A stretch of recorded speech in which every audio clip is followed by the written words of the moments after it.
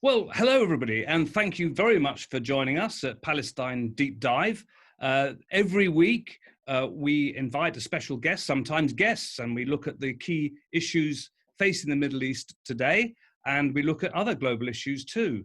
And we invite all of you to get involved, to send in your questions, tell us who you are, tell us where you're sending your questions in from. We have people from all over the world getting in touch every week, and this week, I'm particularly pleased to introduce my old friend and comrade, Ian Williams. Ian and I go back 30 odd years, I guess. Ian, what? I can't hear. It's that long that Ian's hearing has gone. But Ian is the president of the Foreign Press Association in New York, which is where he is. I'm based here in Britain. I used to be the UN diplomatic correspondent for Al Jazeera when it set up. I then went to work for Secretary General Ban Ki-moon and for the President of the General Assembly 2 years ago, Maria Fernanda Espinosa. Ian has had a long connection with the United Nations as well. He was president of the UN Correspondents Association. He has a regular column on the Washington Report for Middle East Affairs. In fact, when I first met Ian, he used to say, and he still can say probably, that he had more columns than the Parthenon. He was there before he moved to the United States 30 years ago at the Independent newspaper when it started. And also for the purposes of our discussions today and later on when we get to the current crisis in the British Labour Party, Ian was an executive member of what was the National Union of Railwaymen, which is now the Rail, Maritime and Transport Union, and a speechwriter to Neil Kinnock. Ian and I have been comparing our records because we've both been members of the Labour Party. We both discovered today that we joined in 1977. So that gives us 86 years of Labour Party membership between ourselves. Anyway, we're not going to talk about the Labour Party to begin with because actually there are rather more pressing and important issues, and primarily the upcoming US presidential elections. And in particular, what the elections could mean for the Middle East peace process, such that it is, what it could mean for Palestine and for the Middle East in general. And I know, Ian, just perhaps we can begin. Recently, you had former US UN Ambassador John Bolton, a former Secretary of State. You interviewed him. John Bolton, of course, has emerged as something of a critic of Trump. Tell us something about Bolton's thinking about Trump and whether or not Trump having someone like Bolton biting not just at his ankles but all over him is actually going to cause him damage. Well, remarkably little, as far as it seems, because John Bolton's big bag is foreign policy, and most Trump voters don't care about foreign policy. Even more, salient. 2 weeks ago, we interviewed John Brennan, who the former CIA director, and he ended up, it's well worth looking. It was quite surprising. I always thought when I was interviewed by the CIA that the lights would be pointed in the opposite direction, but I was asking the questions this time. And he was very forthright. He said there's no justice, there's going to be no peace in the Middle East until the rights of the Palestinians are secure. And I must say, it's music to my ears for a CIA director to be saying this, since none of us have fond memories of the CIA, but at least they've got the intelligence and they know how it works. And I think that's the key problem with Trump. The intelligence comes and he doesn't know what to do with it. People come with him and say, this is the situation. And then somebody comes along with a big check and he says, no, I prefer that situation. It's as John Bolton said, and as John Brennan said, it's transactional politics. Yes, so but he's not concerned about justice or freedom for the Palestinians or anybody else. Sure, but don't you think it's quite extraordinary that we look in these straitened, weird times at John Bolton as almost being a voice for sense and moderation? Well, I've been following John Bolton before anyone knew who he was at the UN. 30 years ago, I was writing about him because he was the #1 UN beta for the Heritage Foundation. And no, he started off on completely skewed premises, but his reasoning, his rationality, he was rational. He wasn't just a massive, prejudices and reflexive gestures to checks and donors. He in his own way, he has principles. They mightn't be my principles or your principles, but he does have them. And I think that's the problem with the Trump administration, is they don't have any principles. Their principle is, I want to stay in power. Everything else is commentary, and they'll do whatever it takes. And frankly, unless the Palestinians can persuade him that they're going to have a huge influence on the election, he's not going to take any notice of them at all. Well, and I've just been looking, in fact, at the figures, because since we're dwelling on these many decades, when I first came here, Arab Americans were not very involved in politics. They kept their heads down because they were accused of anti-Semitism the minute they poked their heads above the parapet. But I've just been looking at the poll by John Zogby, who has done wonders over the years to get the Arab Americans involved, and only 5% of them had Palestine as one of their big issues.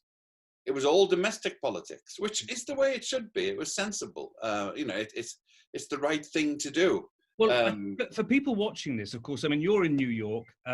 You're very connected with a lot of the people in the Democratic Party and in the Democratic Party, the Workers' Family Party in New York, and the trade unions and what have you, a long connection. So, and I remember at the time of the last presidential elections, you and I were rather doubtful about the polls and thought that Trump had every chance of winning, and thought that he probably would. And sadly, we were proved right for where we're coming from.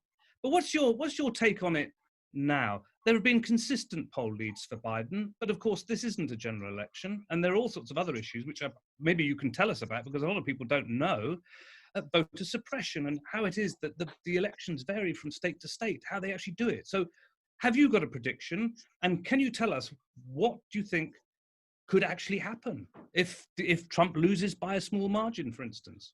Well, we have...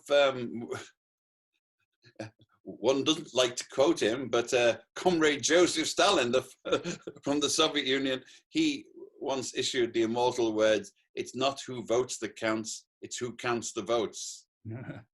And that's precisely the position we have here.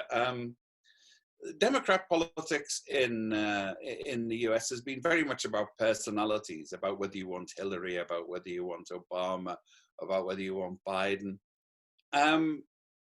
Trump has used that, but the ideologues in the Republican Party, they want power, and they've been working on it for decades.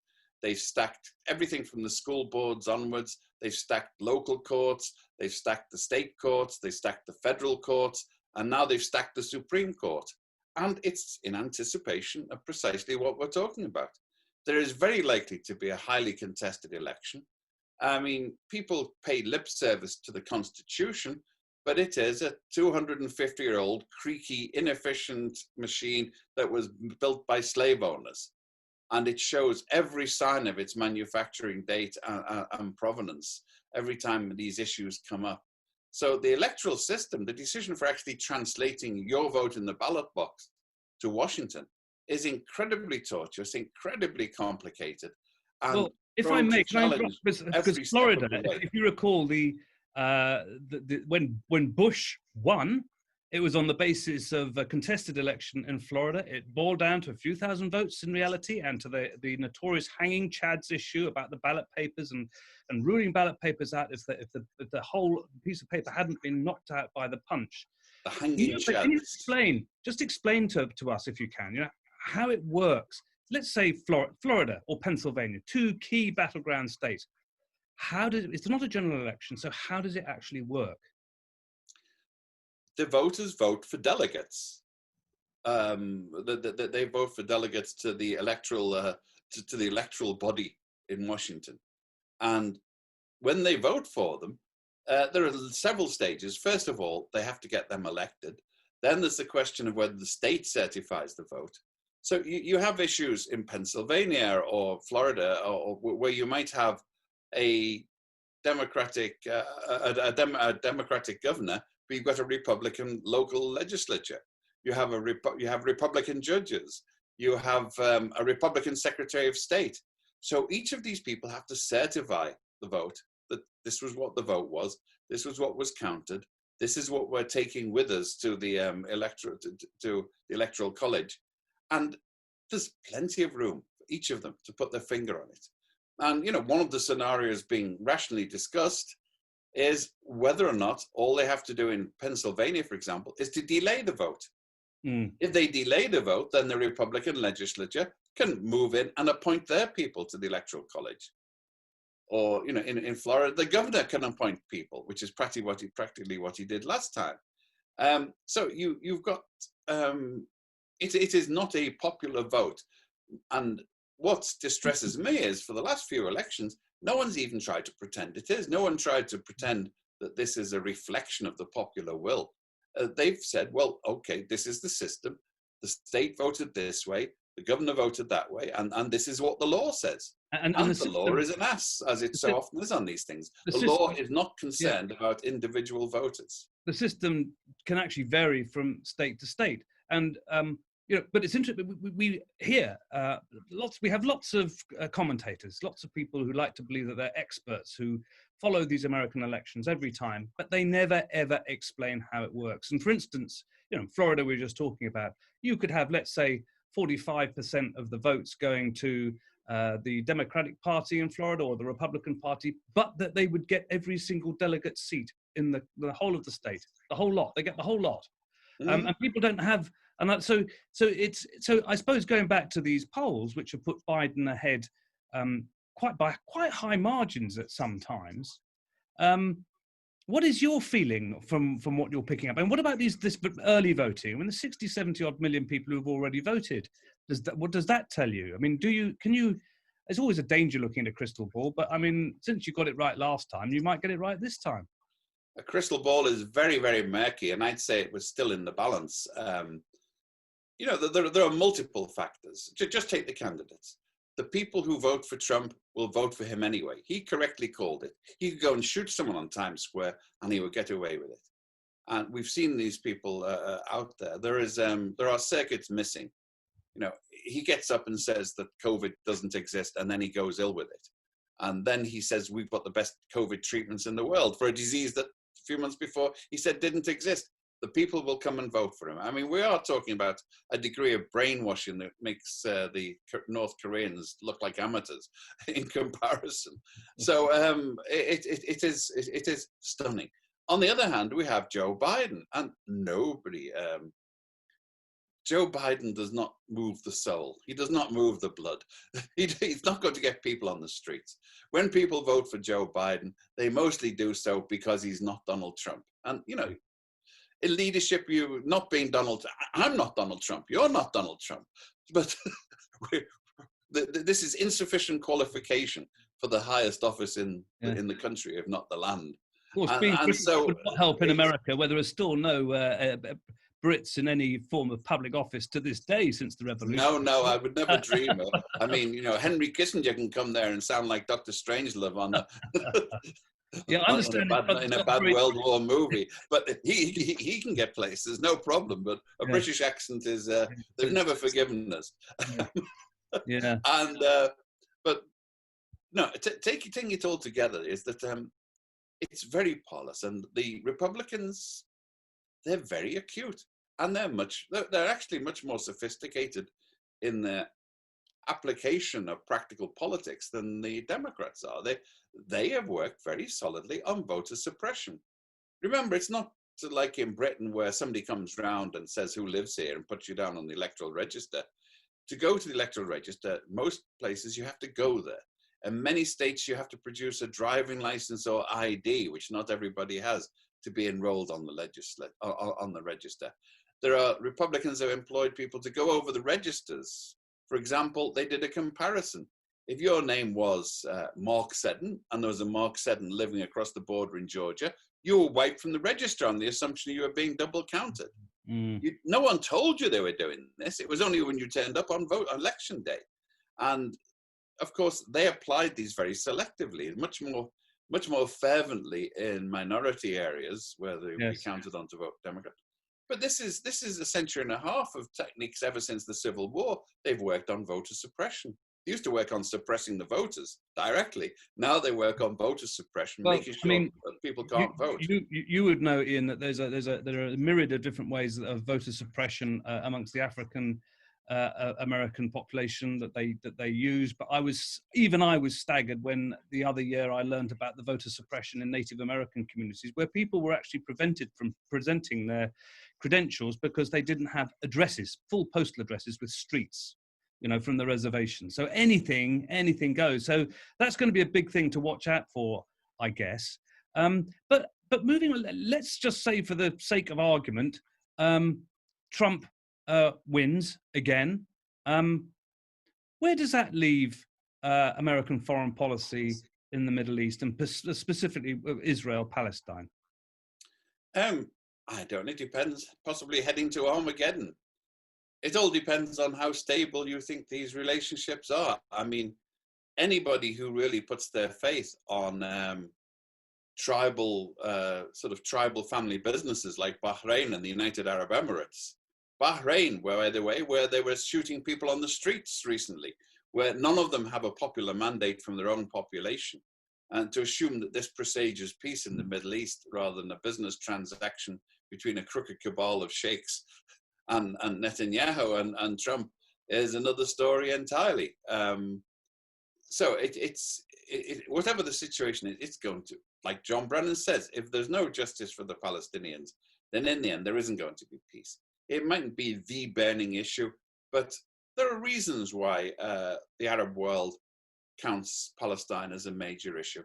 It's because it's the same reason that all across the black world, people thought South Africa was a hot button issue, because people were being oppressed because of their ethnicity.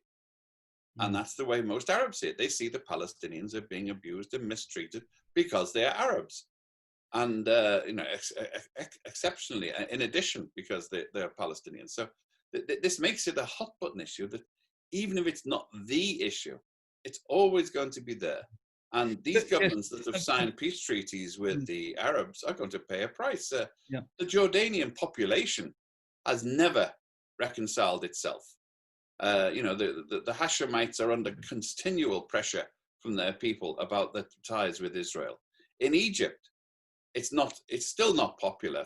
Years after all of this kissing and hobnobbing on the lawn, the Egyptians remember Israel, what it did, and they are not happy with the peace treaty.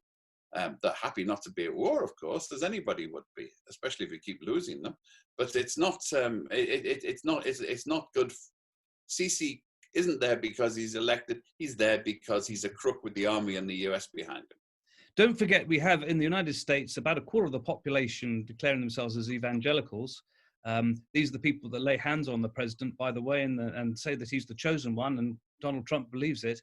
But of course, a lot of these policies have been fashioned for them, whether it's the Supreme Court or making the abortion laws even stronger.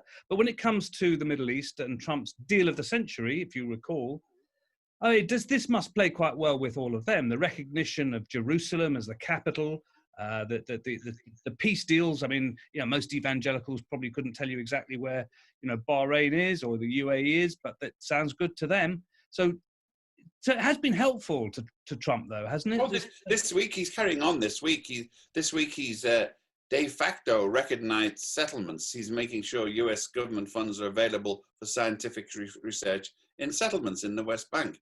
He's just changed the administrative ruling. The State Department refused to put Israel on the passport of even a Jew who was born in Jerusalem. They said he was born in Jerusalem, and they didn't specify which country, which under international law, of course, is the position. It's waiting for the final settlement to be allocated to the Jewish state or the Arab state or any combination of them. It's technically UN territory, but I don't think anyone's handing it over to Guterres just yet. So he's persisting in this. He's getting the results. And this is the other bit, the disconnect between voting and political effect.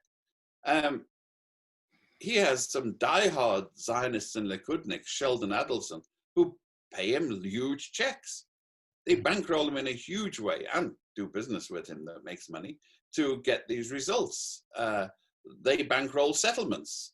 And yet the one group, never mind the evangelicals, that is completely disenchanted with Trump is the American Jewish community.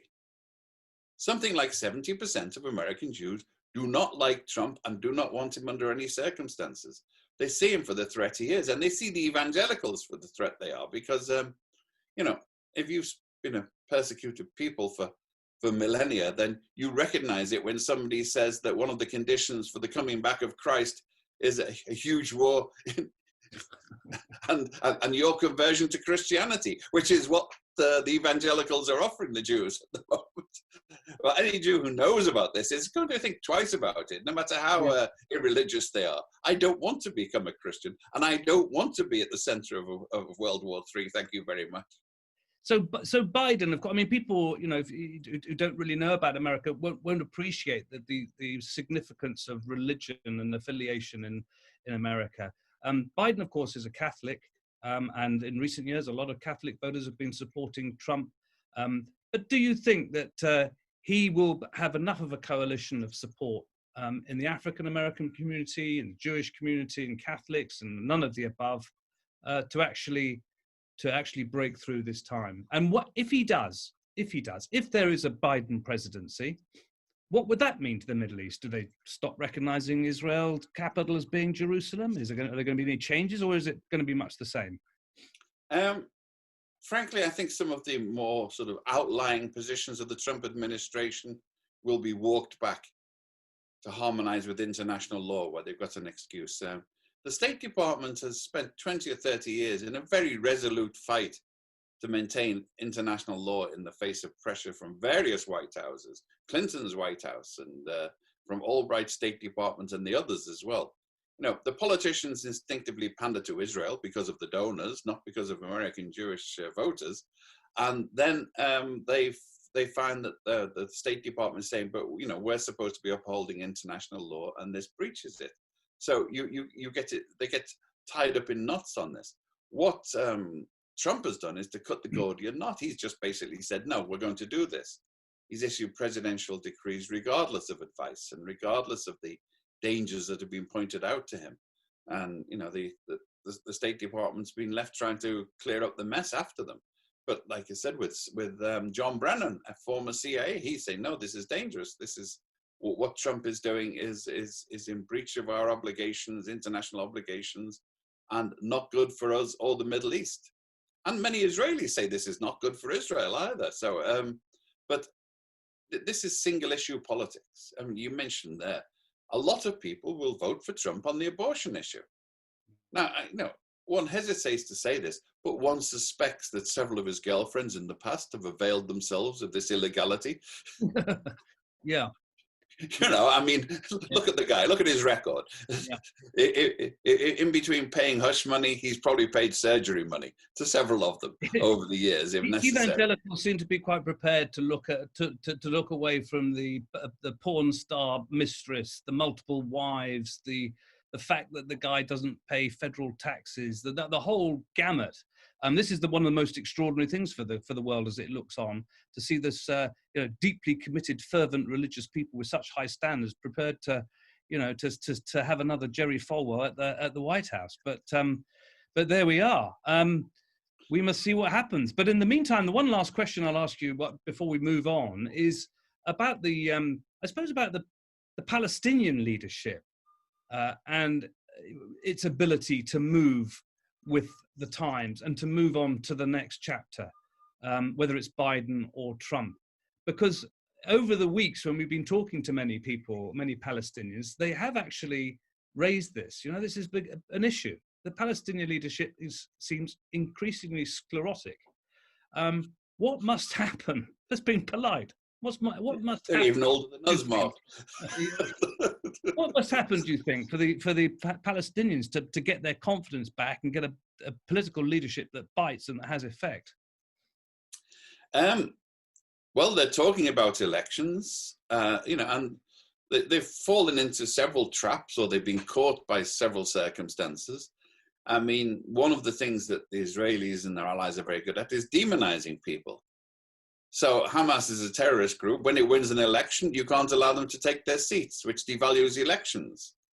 And then you're left with the sort of president for life in Palestine, who may have won an election once, but nobody dares hold another election. How do you hold an election in Gaza Strip? And how do you do it when people in Jerusalem aren't allowed to vote and the diaspora aren't allowed to vote? And you get this whole hazy post-Oslo situation of is the Palestinian Liberation Organization and the Palestinian government and the Palestinian Authority. It gets as complicated as the Holy Trinity, working out which avatar, which manifestation anyone is dealing with at any time. And certainly the Palestinian Authority has become very much of a client state. It is literally a Bantustan. It's allowed its own armed forces and police as long as they are directed against internal subversion, against threats to Israel. I mean, the Israelis don't want to see the Palestinian Authority dissolved because the Palestinian Authority is policing the Palestinians, is policing the West Bank on their behalf. It's maintaining the social services, which is occupying power, they would have to do. And yes, there's all the wrestling, and we're not taking the tax money. We won't take the money. We'll lay people off. You have to give us, the appropriate honors and dignity. In the end, the Palestinians have got to get their act together and elect a genuinely representative new leadership. Might even have the same policies to some extent, as long as they don't collaborate too closely with Israel. But they can't pretend to speak on behalf of the Palestinian people until there's an election. I mean, certainly there's been a kind of a retreat in many different ways, and a sort of a decline in confidence amongst the supporters of the Palestinian cause around the world. And in particular, when we talk to people in the West Bank and Gaza and what have you, a real feeling of despondency, of powerlessness, that these things, until a few months ago, until this agreement was signed with the UAE and Bahrain, the Netanyahu is going to have another land grab sanctioned by the United States, 30% of what was remaining of the Bantustan that is the West Bank.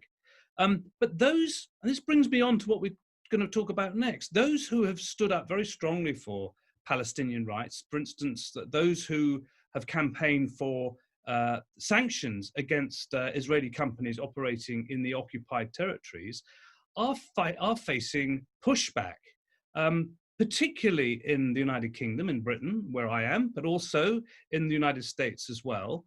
The whole argument about Palestinian rights has become mired very often in all sorts of arguments around anti-Semitism, and it has meant that, for instance, there's been a lack of a lot of political figures who might normally have been standing up very loudly for Palestinians have gone quiet. Now, recently, you're probably aware in this country, a prominent Labour Party backbencher, Stephen Kinnock, who is the son of Neil Kinnock, whose speeches you used to write. Stephen Kinnock, who is a foreign affairs spokesperson, got up and was very critical of the illegal Israeli settlements in the West Bank, and said that Britain, a Labour government, should not be allowing trading with companies operating in this fashion. He was, by all accounts, according to the Middle East Monitor and other publications, pulled in front of the leader of the Labour Party, Keir Starmer, and the Shadow Foreign Secretary, Lisa Nandy, and told in no uncertain terms that he mustn't speak out. And this seemed quite an extraordinary situation. Now, what do you make of that? Well, it comes down to the very complex issue of anti-Semitism and Jewish Labour Party relations, which are, for a start, almost everybody of the old socialist type has inhibitions. We were all ancestrally horrified about the Holocaust. Many of our families were involved in fighting the Nazis. My own father was renowned for knocking Oswald Mosley off a perch in Liverpool at one point. The neighbours told me about it proudly. So there's this great tradition. So to be accused of anti-Semitism is almost like it's to have your battery taken out. This is so unthinkable. The accusation that it really does give people serious pause for thought. And that went on for many, many years. We now tend to forget that great luminaries on the left in Britain, like Eric Heffer and Tony Benn, were card-carrying members of the Labour Friends of Israel, because they were friends of Ian Mercado, who was the founder of the Labour Friends of Israel. And Ian Mercado was very left-wing, but very deeply Zionist. You have to get much later to the era of Gerald Kaufman, who was once a member of the Board of Deputies, who spoke up very, very eloquently about the Palestinians, and would probably be expelled from the Labour Party now for saying so, because we've discovered that being devotedly Jewish is absolutely is not taken as an alibi in any way for being accused of anti-Semitism. So that's the issue. People don't defend themselves vigorously enough. They're defensive about it. So I do believe Jeremy Corbyn was far too defensive. Instead of being aggressive when confronted with these accusations, he succumbed and he gave them, a letter in there. And I'm now setting myself. I mean, you've kind of leapt ahead of things a bit because, you and I, we were talking about this earlier. We discovered today that we both joined the Labour Party in the same year, 1977, which gives us 86 years membership between us. Doesn't mean to say that we are sage and wise about everything, but we have seen a lot of things. And I think that you and I also, because I was based in the United States, you were also chair of the New York Labour Party branch. I mean, and I was on the National Executive Committee of the Labour Party. You worked for Neil Kinnock. I worked for Gordon Brown when he was Special Envoy for Global Education. I was editor of Tribune. You were Tribune's longest ever columnist. So, we have been intricately caught up with the British Labour Party for 86 years between us. And of course, people would be very dismissive if we were to say, well, in all of that time, we really didn't come across anti-Semites in the Labour Party. But they should believe us when we say that we didn't, which is not to say that there are not anti-Semites in the Labour Party, because there clearly are.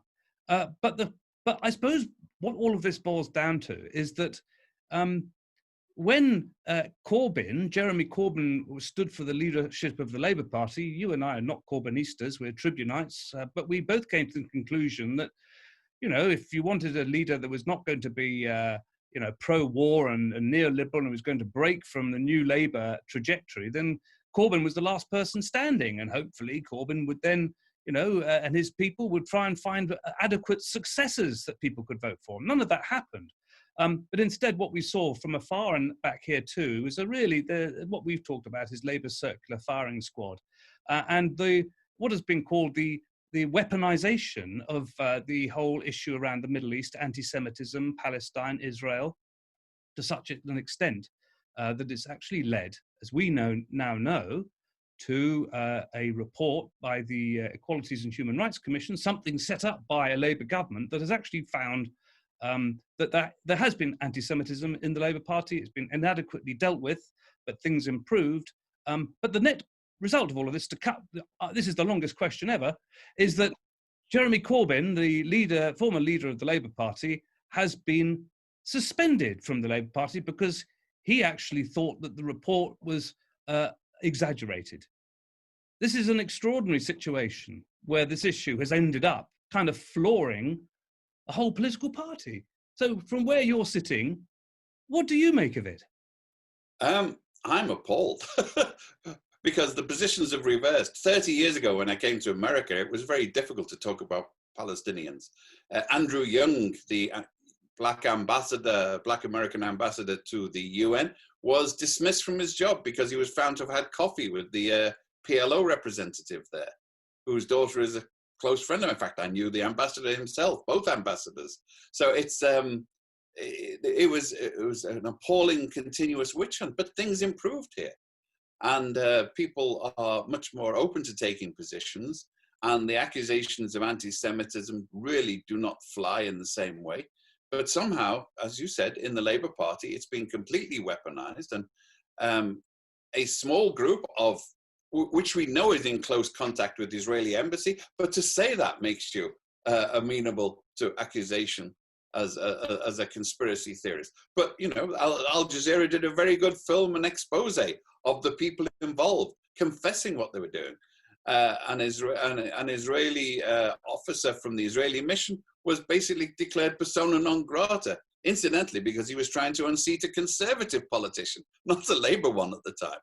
But they carried on with the Labour Party, and they've done that.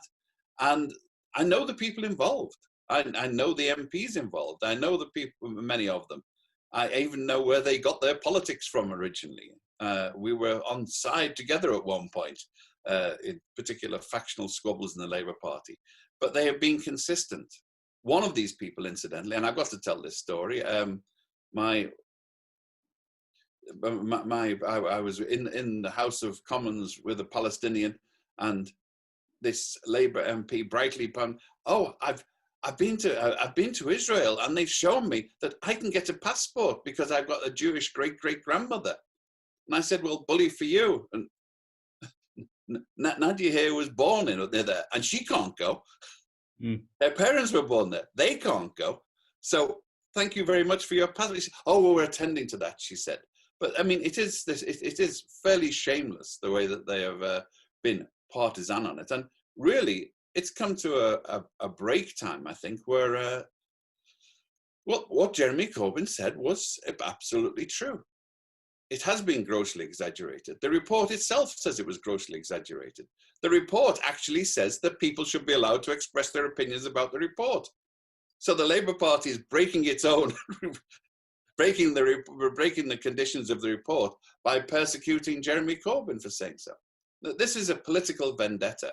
It's been an unholy coalition of the old right wing in the Labour Party and the pro-Israel lobby in there. And yes, you see, I mean, the many Labour Party members, many Labour Party members who are Jewish and deeply concerned about the situation in the Middle East and pro-Palestinian. Their voices are very rarely heard. You might have seen Andrew Weinstein, the South African nationalist, who was from the South African Party, speaking very eloquently on this. You know, his family all died in Auschwitz, and he wasn't going to take any lectures from people about anti-Semitism. And he put it firmly: Jeremy Corbyn was not anti-Semitic. Nothing he said was anti-Semitic. This has become something to beat people with, clearly, and this is not to. I mean, this is not to disagree with the findings of the report, or to say that there aren't, because I've seen anti-Semitic material on Twitter. It's not always immediately clear who's sending this material, by the way, but clearly people have, within the Labour Party, there have been some people who have been involved in all of this. And part of the findings of this report was actually things were a bit slow, but then improved substantially when there was a new General Secretary, one that was actually appointed by Jeremy Corbyn, and who was much better at getting on with all of this. But at the end of the day, this issue has actually resulted in the suspension of a former Labour leader, and a claim which he hasn't yet rebutted by going to law by some such as Margaret Hodge, that he himself is anti-Semitic. There's no evidence to suggest this whatsoever, but he has been now suspended from the Labour Party. It's a most astonishing thing. I mean, today we're learning that we think that the General Secretary of the Labour Party has actually had to bring in extra staff to deal with the huge volume of people who are resigning because they simply see an injustice taking place. I think what we ought to be clear is that Corbyn didn't say that the EHRC report was an exaggeration. He said that reports of the scale of anti-Semitism in Labour was. So he wasn't disagreeing with the report. He was actually saying that the scale of anti-Semitism was exaggerated. And of course, this is an issue. It's a big issue. There are also issues of racism and Islamophobia, which, by the way, are not just found in the British Labour Party, but, having grown up in amazing that the Conservative parties... It's extraordinary that the Conservative Party and other political parties seem to be completely empty of such people. But there we are. But what do you think? Where do you think this leaves the Labour Party? Keir Starmer was elected after this Corbyn interregnum, if you like, with this claim that he was going to unify the Labour Party. He's going to pull everybody together, and he was going to stick by the policies that the Labour Party had, and that he could go on to win an election. Here we are in the middle of one of the biggest crises of our times, the biggest health crisis of our times. The British government is handling this particularly badly by most accounts, and the British Labour Party has actually succeeded in imploding. And where next? Well, it's I'm a bit perplexed about Keir Starmer. Is he carrying out a ruthless right-wing purge? But I tend to think he doesn't have the strength of character to be a right-wing purger. I think he's being manipulated by other people, which is not to excuse him, because he's a barrister. He should know that what he's saying forensically and legally makes no sense at all, and that if he stood up in a court and said it, he would be lacerated by the opposition and by the judges, which is likely to happen soon. So the big question here for people like us is, by the way, I joined the Palestine Solidarity Committee even earlier than I joined the Labour Party. So I've got some serious chops here on both counts, and have been waving the flag for a long time. But our position has been for many years that the Labour Party was ours, and we don't, you can't just walk away from it. And, now we're in the position where we've come back home and found our house has been burgled, and the burglar's sitting there saying you can't come in, or you can only come in on our circumstances. Well, the time has come really to serve notice to the burglars to get out. And you mentioned the clogging up of the emails at Labour Party headquarters. They don't say so, but it's quite clear it's people resigning and stopping it. And today I have suspended my membership of the Labour Party in Solidarity. I've cancelled my standing order, which is due in January, and will not reinstate that until Jeremy Corbyn is readmitted to the Labour Party. And I'd almost like to add, with an apology, but I'd stick with him being readmitted to the Labour Party before I consider resuming my standing order. And I would call upon lots of other people to do it, because we're talking about people motivated by cash in Labour Party headquarters. So let's motivate them. Let us take the cash from them so that they can't give it to whistleblowers, pro-Israeli whistleblowers in the Labour Party. They can't give it to Friends of the Jewish Chronicle. We have to take the cash away from them. It's our money. Ian, we were talking about this earlier. You and I joined the Labour Party in 1977. So that's about 86 years of membership. We've been through thick and thin. Well, yes, I'm with you.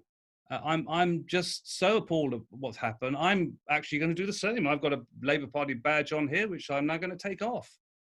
As far as I'm concerned, I'm suspending myself. And I shall send what I was going to send to the Labour Party, unless Jeremy Corbyn is reinstated, to his legal fund. Because that is probably, as you say, the only way we can make a difference. So you and I have just officially suspended ourselves from the Labour Party. We urge other people to do the same. And let's see what they're going to do. Are they going to investigate us as well? While we're speaking, I've been rushing out a petition to change.org to get this position across for people to sign on.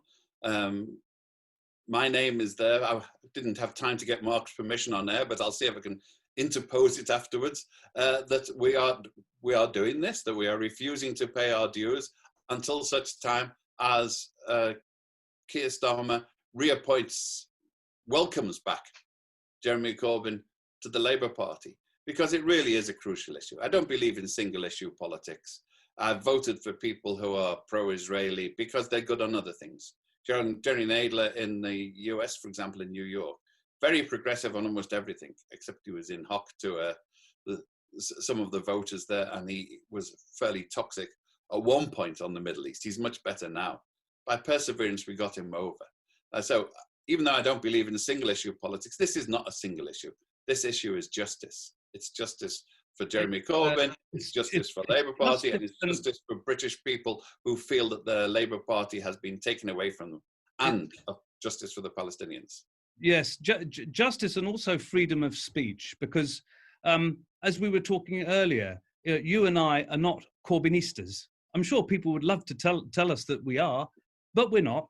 And we just happen to vote for him twice. I happen to have voted for every single Labour leader who's won when I've been allowed to, apart from Tony Blair, who I could never bring myself to vote for, but that's a different matter. But yes, this is a fundamental issue. It's a fundamental issue of freedom of expression and the right of a former leader of the Labour Party to actually take issue with a report and for the damning of his name.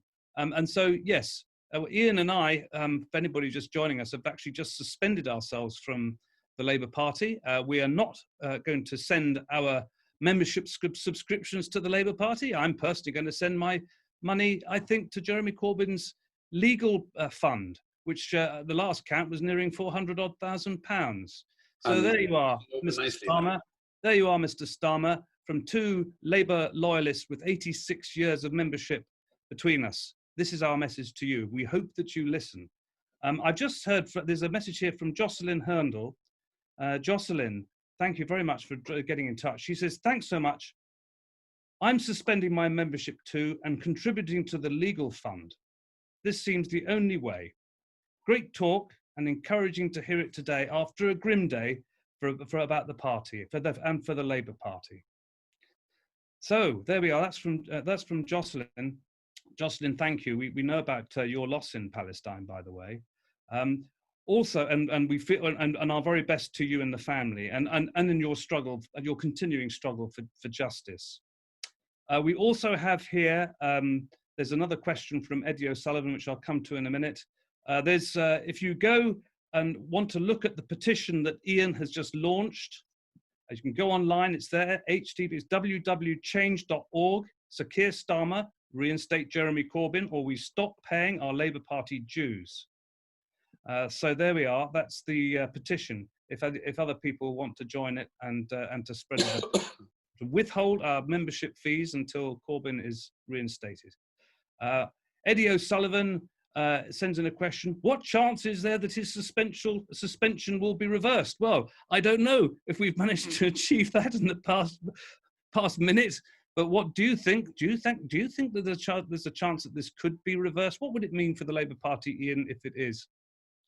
Well, it would save the Labour Party if it is. There's two channels. One is the National Executive, I understand, meets in 2 weeks, and they will look across at Keir Starmer behind closed doors and say, what the hell have you done? And they might even look to Dave Evans and say, hey, you've just sabotaged it. You've lost half our membership. Go take a walk, a long walk, and don't come back. That's a hopeful scenario. The other one is that Jeremy, who is horribly reluctant to take aggressive action like this, goes to court and gets an injunction on the grounds of natural justice and many other things, and forces the Labour Party officials. It's not the Labour Party. People say he's suing the Labour Party. He's not. He's suing basically a self-appointed clique which was elected on false pretenses. Keir Starmer said unity. He appointed Dave Evans, who doesn't believe in unity. Dave Evans is in hock with the people who sabotaged the Labour Party and sabotaged the anti-Semitism investigations beforehand. They are the ones who were actually excoriated in the Human Rights Commission report. They failed to act on these things. And it was against the wishes of Corbyn. They were trying to sabotage Corbyn. That's been quite clear. But he's issued edict after edict saying Labour Party branches can't discuss this, Labour Party branches can't put it up, Labour Party website can't carry the news of this. This is Orwellian. You're not allowed to discuss it. It's one thing. I mean, I would be very, very angry, even if I agreed with what has happened, that somebody tells me I can't discuss it. But, you know, we're in different times. We're in Trump times. We're in Keir Starmer times. We will be discussing this and other issues, and we will actually be returning to this particular issue because of its significance here in Britain, but also its wider ramifications for the campaign for justice in the Middle East and the support for Palestinian rights and self-determination. So we will be returning to this with the president of the Palestine Solidarity Campaign early next week, and also the author of the report in Middle East Monitor today, which looks at the report in greater detail and actually does a lot of the spade work that much of the British press is clearly incapable or simply unwishing, simply doesn't wish to do. And that, of course, is another problem of our times. We can come to that another time, is that it's very difficult to get serious discussion about serious issues if you have a herd mentality in sections of the British media. And I'd just like to say personally, before we finish today, the role of the Guardian newspaper in Britain in recent years in connection with this and other issues has been so very, very deeply disappointing. And I suspect that the Guardian has lost a huge number of readers and supporters because of its very, very hostile attitude towards the Labour Party and its recent leadership. So the Guardian is a loser. I'm afraid that the Labour Party, the machinery of the Labour Party is going to be a loser if lots of people keep on resigning or suspending their membership, as Ian and I have just done. By the way, just before we go, Richard Sanders and Peter Oborne's piece is in Middle East Eye today. So if you want to read that piece, it's a very good article, www.middleeasteye.net, and have a look at that. It's a very, very good piece. We're coming to the end of this week's edition of Palestine Deep Dive.